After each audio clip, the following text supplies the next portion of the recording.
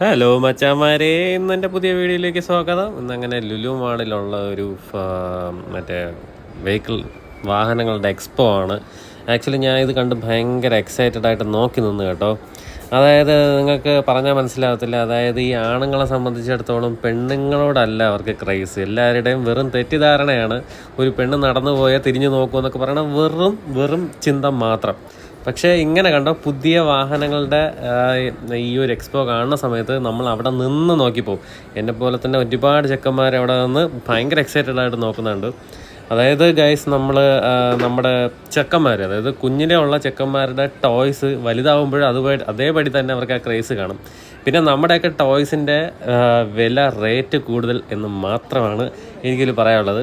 കണ്ടോ ആ രാജകീയമായ കാറിൻ്റെ കിടപ്പ് കണ്ടോ, എന്താ രസം അല്ലേ? അപ്പോൾ വീഡിയോ ഇഷ്ടമായാലും ഒന്ന് ലൈക്ക് ചെയ്യണം, ഷെയർ ചെയ്യണം, ചാനൽ ഒന്ന് സബ്സ്ക്രൈബ് ചെയ്തേക്കണേ. ബൈ.